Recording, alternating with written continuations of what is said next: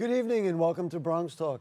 Tonight's guest is the council member from the 16th City Council District that includes the Bronx neighborhoods of Morrisania, Claremont, Concourse, Concourse Village, Highbridge, Mount Eden, Yankee Stadium, University Heights, Morris Heights, and Fordham. She recently was reappointed as chair of the council's Committee on Children and Youth. She's also the co-chair of the Black Caucus Subcommittee of the City Council.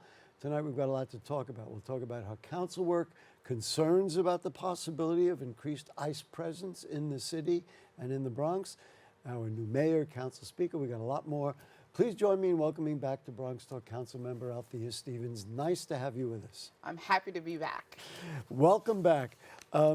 Let's just start with that because it's what's on everybody's mind is the notion of ICE. What if, now you mentioned that like the first ICE raid was in your district. Yeah. What happens if ICE has a larger presence in the Bronx? How concerned are you?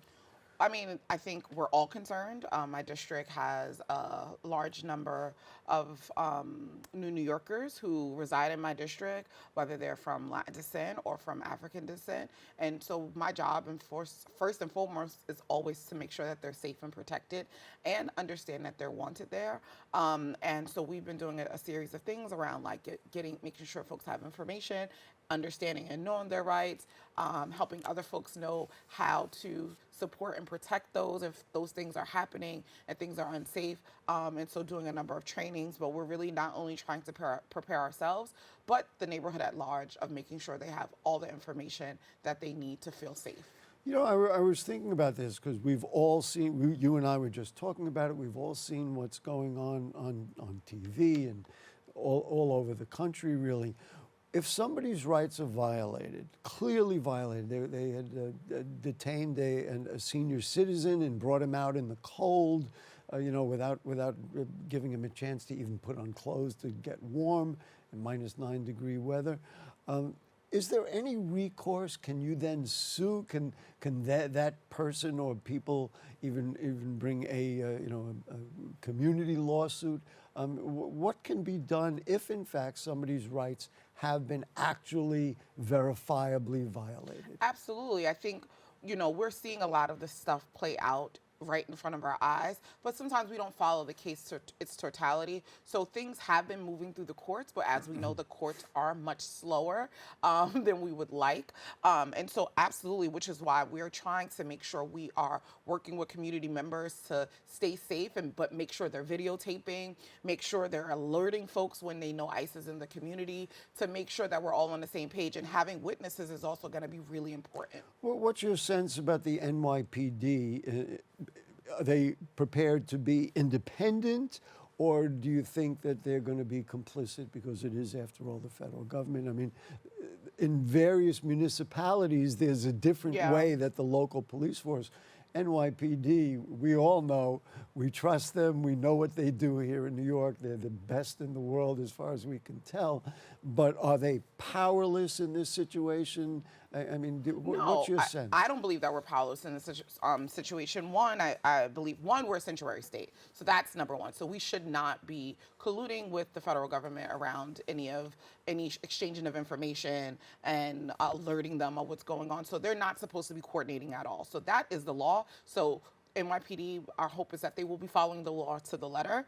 In addition to, I think that, it's interesting that we have a Republican government that is now infringing its rights on states. We have states' rights as well. And I think that that's why we have to work so closely with our governor, who's currently Governor Hochul, but working close with them to make sure that our rights as a state isn't being violated and ensuring that we're still independent as New York State. Which, of course, is ironic because one of the main tenets of the Republican Party over the years was states' rights. Yeah, that was the whole thing. And now all of a sudden, it doesn't exist anymore. Yeah, I think I may have even shared this with you privately.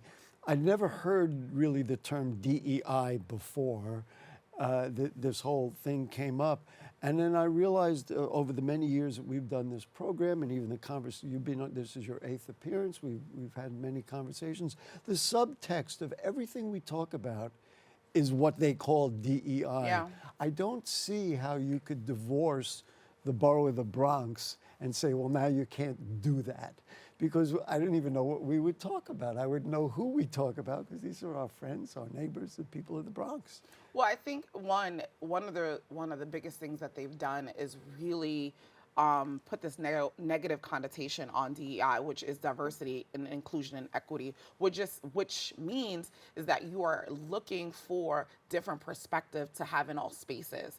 And so I don't think that it confuses us. Like, the Bronx is a great place, an example of how you have so many people from different walks of life living and working together. And that's all that really means, of making sure that we're looking at different perspectives and having them in all spaces and at all levels. And so it's really sad what they've done with that term around trying to make it seem like if you are different, that you aren't welcome. And that's really what they're saying. But the reality is, we know, living in a borough like the Bronx, living in a place like New York City, diversity is actually where our strength really lies. You certainly wouldn't get an argument from me, having sat in this seat for so long. Let's talk about the last session and some of your initiatives. You've been the chair of the Committee on Children and Youth. One of the things that came through along the way was this idea of changing the relation of the composition of the youth board. To be honest, I thought that was real smart, that all of a sudden, what a revelation, we should have young people on the, what? We should have, anyway, folks, the point is, the council member put forth legislation that would require young people to actually be on the board making decisions for young people. I mean, like you said, whoa, my God, what a revelation. But because I come from youth development and understand the power and importance of having young people's voices in those spaces, to me it was a common sense legislation that just made sense for young people to be a part of these conversations, and to really make sure that when we're thinking about program and we're thinking about what we want to do next, that there's representation. You know, we were just talking about diversity and equity. We also have to have diversity and equity in age as well. So it's important that young people have a space to be able to say what they want and why they want it, because although I feel young and I actually look really young, I'm not as young as I used to be. No argument here. But not as young as the young people. Absolutely. But this I think would be educational for our viewers and the people of the Bronx. What goes on and what is discussed in the youth board, and what kinds of things do you think those young people will be able to present that maybe they didn't have the opportunity to do Yeah, before? I mean, the youth board basically makes up of community members who are coming together to talk about what type of programs we should have in our communities, what curriculum should be discussed in like after school programs, and really help support and guide DYCD, which is the Department of Youth and Community, to really have a ear to the ground so that their programs could be reflective of communities. And so that's why it was so important that we have young people to be there so that they can have representation as well. I want to just go through some of the past, and then we'll look to 2026. The local law requiring the Department of Ed to provide students with coded voter registration forms. Yes. That's an interesting thing. Do they do that at the early grades, or it really is just for the high schools? So this is really just for the high schools, but this is about not only making sure that high school students have access to voter registration material, but also a way for us to track it, right? So we can see where folks aren't registering to vote when they're in high school and where they're not, and so that we can put more effort and more outreach in those specific areas. Looking forward, this I thought was very interesting, and for me, I want to understand it a little better. The local law about gangs in relation to a criminal group database and prohibiting the establishment of a successor database. Explain what that database is and why you think that it needs to be roped in, so to speak. So one, I think I have to explain it in its totality. One, when people hear the gang database, they think like, oh, we're trying to help gang members. Wait, help gang members or help the criminal justice system find out who they are? So both, right? I think I've heard both critiques, like you're trying to help gangs and, we need to stop out crime. One of the reasons and issues, I have a huge issue with the criminal database that NYPD currently has, is that 99% of the folks who are in the database are Black and brown men. And so my question has consistently been, well, have they been charged with a crime? Have they done anything? And they're like, no. So the indicators are very loose on who can be in there, and now they're monitored and it could affect their daily life. So if you live in certain areas, like if you live in a NYCHA development, or if you lived in areas where there are supposed to be gang members, you can be put in the criminal database. If you wear specific colors, if you use certain emojis on your social medias, you can be identified as a gang member and then put into this database without any real investigation or anything. And so now NYPD is tracking you. We know for a fact that there is a lot of young people who are on this database that are not a part of gangs, have never done anything, but maybe live in a community that has gang members. Or maybe, I mean, just to interrupt for a second, maybe wore the colors, you know, I got Like a my bunch of favorite different color is baseball purple, hats, right? Right. I mean, and I think especially in a time where we have a federal government who is criminalizing folks and putting them also, we saw the young man who was sent to El Salvador because they said he was an MS-13, and that was not true, right? And so I want us to make sure that we are not putting anyone at risk, and us having a list of people that we are assuming are in gangs can actually lead to bigger issues in the long run. I appreciate your educating me about that. That's actually a fascinating thing, because it's not like saying, well, you receiving Medicaid or something like that, which is a verifiable database. Yeah. But it's true. How do you identify? You ask somebody if they're a gang member, Right. or When we were at the hearing, one of the things that was like most astonishing, they kept saying that most of the people were self-identified. I was like, I've never met a person who was in a gang who walked into the precinct and said, hey, I'm a gang member, add me to the database. But they want us to believe that. And so because this has been done in the dark, people can't find out. Like, if I want to find out if I am in a gang database, I actually have to FOIL for me to get that information. It's not public information. They don't verify it. And my other thing is, especially the younger kids who are in the database, they're supposed to do outreach to the parents. But I'm like, if we have young people who you think are in a gang, why aren't we giving them services? Why aren't we supporting them? Why are we just monitoring them until they do something wrong? in other words, if in fact it were a verifiable database, then you would think, yes, then let's, we know about the whole family thing that goes on with gangs, et cetera, et cetera. But the way you've described it sounds to me like identifying communists in the 50s. Yes. Okay, so Gary just got it educated. Yes. No, because that's what it sounds like, is we're saying, okay, you are, and then it's a secret database. Yes. Now, what is this idea of a successor database? What is that? So basically, we're saying that we don't want them to just say that we're going to abolish it and then rename it, because that's happened before, where there were situations where like, okay, we won't do this anymore, and now we'll just give it a new name and dress it up a little differently and say it's not it. We want to say that we need to eliminate this. And again, I think the times that we're in, where we have a federal government that is overreaching in such a way that this actually can get people deported and get people, detained. And we really should not be holding on to information like this that can be so damning, especially when no one has been charged with a crime or identified of doing anything wrong. Are you a solo person shouting, or do you think you have support throughout the council about this? No, I mean, last session we had about, I believe we had 29 co-sponsors on this legislation. So you're getting there. So we're getting there. I think this year, especially with some of the new members coming in, being able to have conversations with them and getting them on board to understand how this is really damaging communities. And, I think another thing that always just really sticks out to me, the idea that 99% of the folks who are on this database are Black and brown men, and saying that only Black and brown people are in gangs is so problematic to me as well. And so for me, it's thinking about how are we looking at specific communities and criminalizing them from such young ages, because we found that there's people on the database as young as 10 years old. And let's just go one step further. I hadn't thought about this, but since we're engaged in this, then how do we deal with gangs who are doing the wrong things and are banding together, and then we know the crimes that get committed and the difficulties they create for communities? Sometimes they kind of control the what goes on in the community. How do we deal with that? Well, and how do we identify who they are and get them into the kinds of programs that I'm guessing you're about to suggest?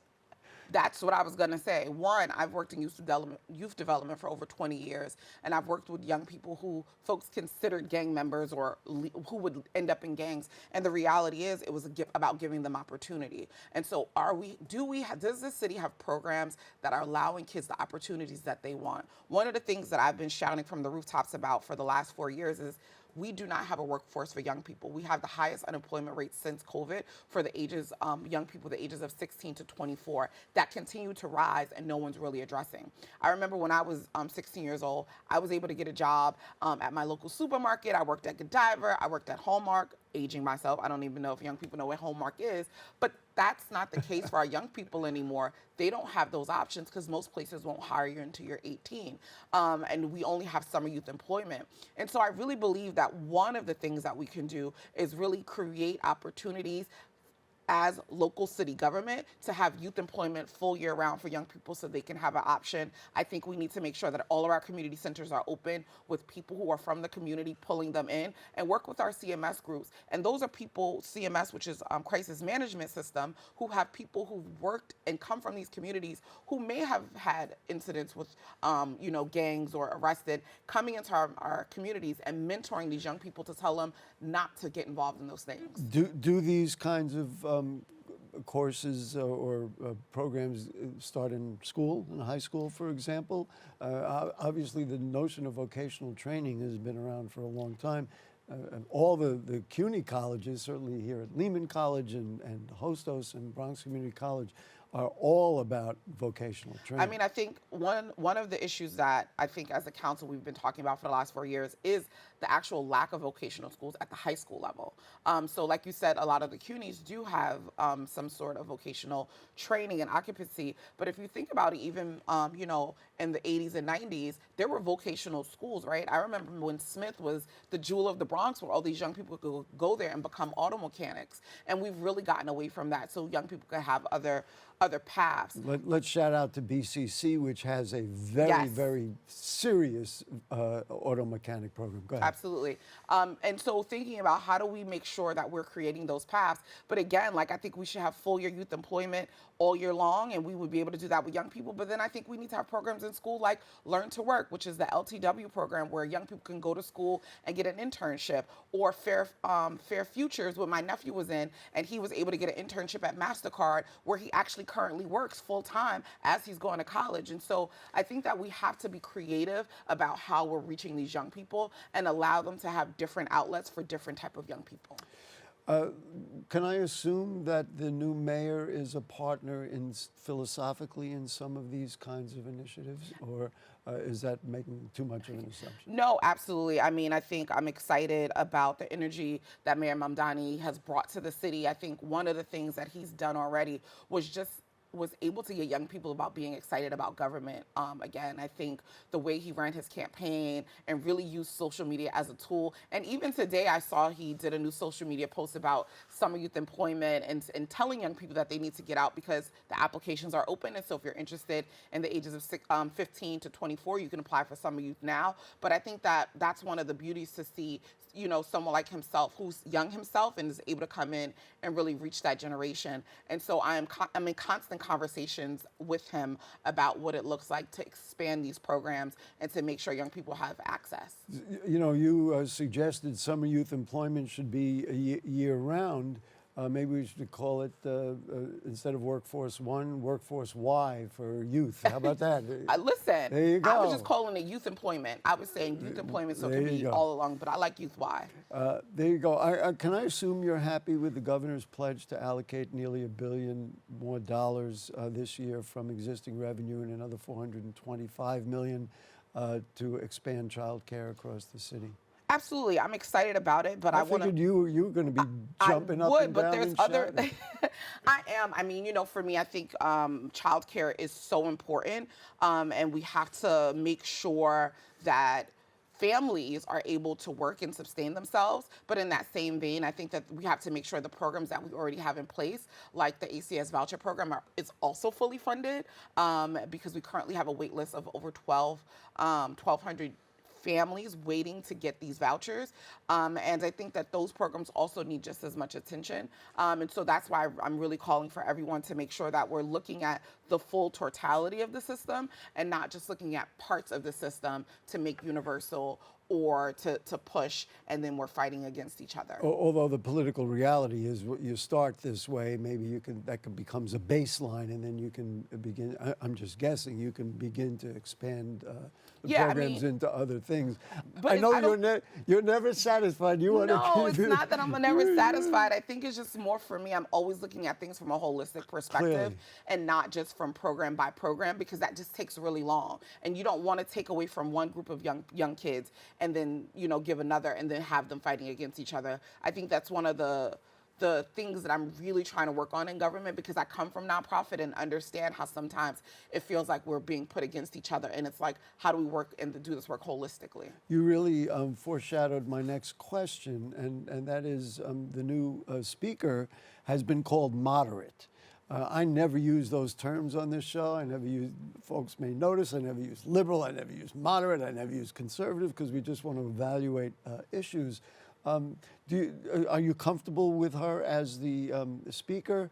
And how do you think that will play with some of the issues that we've been talking about? Yeah, I mean, I think I've never actually heard her identify as a moderate, so that's interesting to hear. I've only seen, my job is in the media. No, so absolutely. But I think Julie is going to be a great speaker, because any good speaker, their position is to support the body and to listen to the body. And I think she's been doing a really good job so far of listening to the body and trying to use that as a way to really model how do we move forward.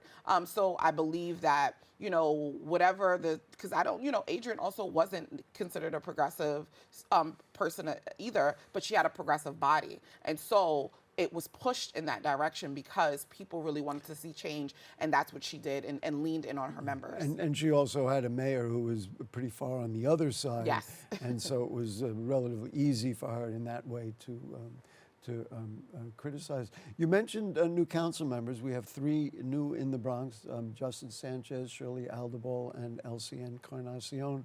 At what point do they kind of become part of the Bronx delegation? Have there already been meetings with them? And then what do you expect from them to bring to the community, so to speak? Well, they became part of the Bronx delegation on election night. So that's how simple it is, right? And once they're sworn in, which we had on January 1st, they are part of the delegation. But we've been talking and meeting, especially some of them, even since when they were on the campaign trail, because you could see that they were going to be clear. They had clear paths to victories. And so, we're excited about what they're bringing in their diversity of talents and skills to the Bronx delegation, and bringing a lot of new energy. So that's really exciting. And so we look forward to the work that they're going to bring. And we all know that some of these folks have some really big shoes to fill, right? So we're excited for them to come in and just hit the ground running, which they've been doing.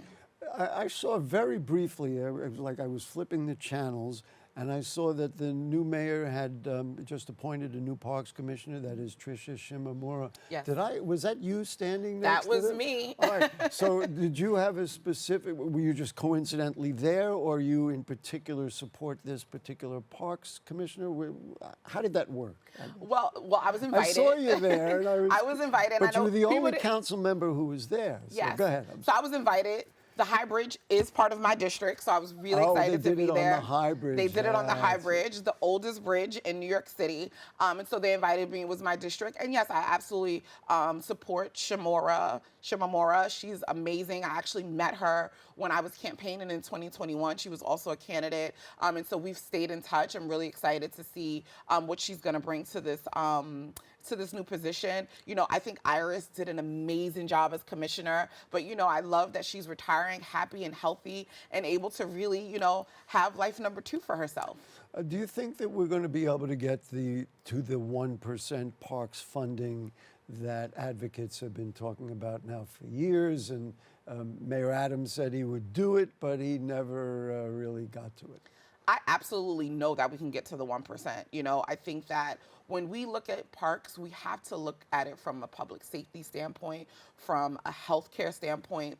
And so we have to invest in it in the same way we invest in those other things. And so I think when we have a budget that's over $100 billion, asking for 1% to have the maintenance of our parks be a part of it and a priority isn't much to ask for. We got just about a minute left. Do you want anything else I didn't get on my list to ask you about? No, I something? think you've asked some great questions, but some things that folks could look forward to me in the next couple of years. I'm really working on a decarceration plan for youth. For youth who are in secure detention. Since I started in office, when I started in the office, the centers at Horizon and Crossroads was about 150. We're at over 350 young people who are in secure detention every night. It's at the point where we're expanding Horizons because no one's really paid attention to that. So really trying to put together a plan so we can get those numbers down and really prevent young people from committing crimes that lead them to jail, because it's really important. But that's going to be one of the number one things I'm going to be talking about and working on for the next couple of years. We're going to run out of time if we really engage in this topic. This is a subject that is involved in our community centers, which are, you have New Settlement where you are. They're all over the borough of the Bronx, and everybody in every neighborhood says we've got to build up these organizations. That's really what this is all about, and not putting them in jail, but you know, preventing them from even getting there. That's the point. Council Member Stevens, we know you'll come back at some point. Absolutely. We hope it's with good news about some new legislation that changes the city for the better. Thank you so much for your time. Thank you so much for having me.